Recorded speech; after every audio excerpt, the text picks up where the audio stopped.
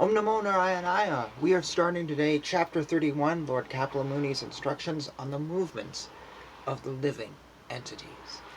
The last few chapters have been really heavy with theology, and sometimes you just hit something in the Srimad Bhagavatam and you're like, oh, slow down, it's too much. The last chapter was like that, talking about material living and hell, and I recommend at the end of it to go back and reread it. This one, I'm guessing we're gonna get there anyways. Also, I don't know what this is about, but I've gotten this feeling as we've been going through these three books that we've gone from the big picture. You know, in the beginning I was reading about the Brahman coming up from the stem of the lotus flower and the world was creating. And we've slowly zoomed in. So now we're looking at the micro living on and happiness. Like I said, the last chapter was talking about happiness. We've gone from this big picture very slowly. It almost crept up on me to the point where I didn't even realize it till... Actually, I didn't realize it till afterwards. We're now looking at very detailed things. So this is very detailed stuff. You may have to go back and work with this on your own or read it on your own. Totally understandable. And if you do that, please come back and comment what your insights or your thoughts, whatever. Anyways, here we go. Let's dive in. We're only actually going to be reading the first part of this, just as a heads up. Lord Vishnu said, under the supervision of the Supreme Lord, and according to the result of his work, the living entity, the soul, is made to enter into the womb of a woman through the particle of male semen to assume a particular type of body. On the first night, the sperm and ovum mix, and on the fifth night, the mixture ferments into a bubble.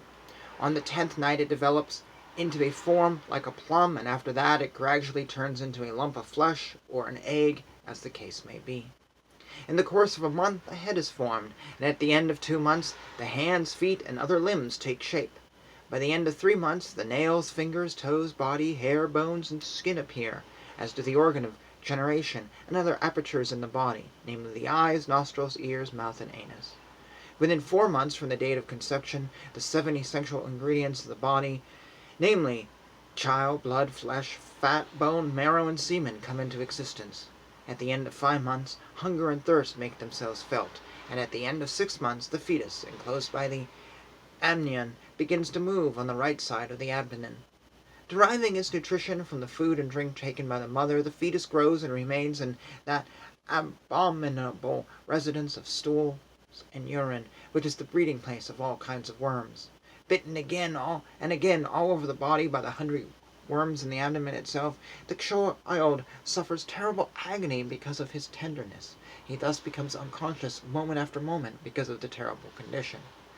Owing to the mother's eating bitter, pungent foodstuffs, or food which is too salty or too sour, the body of the child incessantly suffers pains which are almost intolerable. Placed within the amnion and covered outside by the intestines, the child remains lying on one side of the abdomen, his head turned towards his belly and his back and neck arched like a bow. The child thus remains just like a bird in a cage, without freedom of movement. At that time, if the child is fortunate, he can remember all the troubles of his past 100 births, and he grieves wretchedly. What is the possibility of peace of mind in that condition?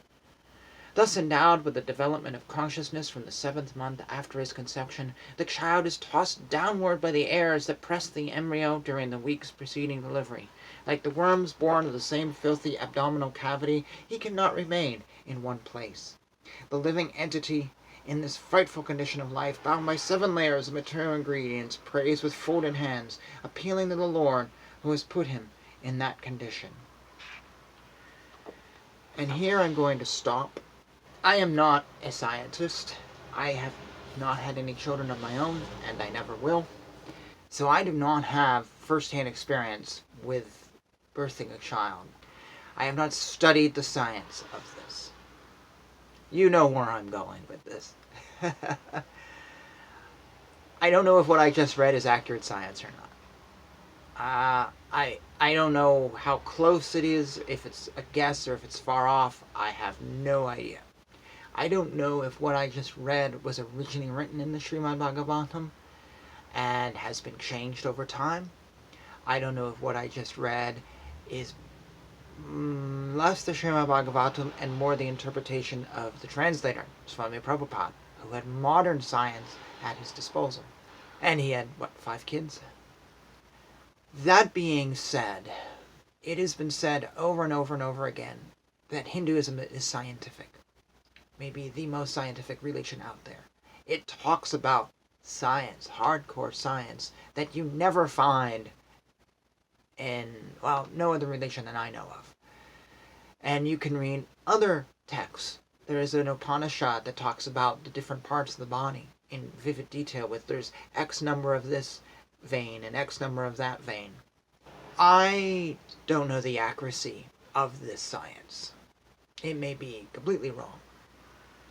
But the fact that it is written in these books, the fact that someone went, okay, we're going to put down in this theological, religious, philosophical text some very vivid details on the creation of a child, or how many veins you have in your body, or whatever, to me is pretty awe-inspiring. Because what it says is, even though maybe they don't have it accurate, they were trying, and they were studying, and they were researching. And their scientists, thousands of years ago, were trying to figure stuff out. And that to me is awe-inspiring. Because we think about the technology back then, I don't know how the heck they were able to chart the course of a baby over so many months. So to me, it's awe-inspiring, even if it's wrong. And it's awe-inspiring because they're trying, and they think it's valuable enough to put in religious texts. I mean, I've read the Quran, I've read the Bible, I've read tons of other stuff, and rarely do I see vivid scientific talk like I have seen in these books. So I find chapters like this, I have this weird push and pull with them. You might too. That's why I'm being overly emotive here. I find that on one hand I'm skeptical, I'm like, this may be garbage, this may be so wrong. But at the other hand, I'm kind of like impressed that they were studying, and thus at the end of the day, I still say Hinduism is the most scientific religion. It may not be the most scientifically accurate religion, but it is the one that in its texts felt science needed to be put up here alongside theology.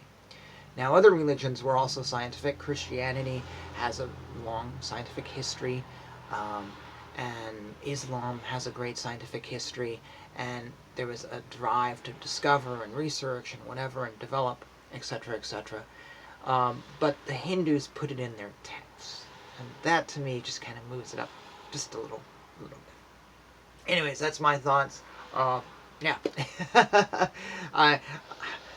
Whatever you want to say, please comment down below. If you have links to the studies that have been done to show the scientific accuracy of these texts, or what I just read, that'd be really cool to see.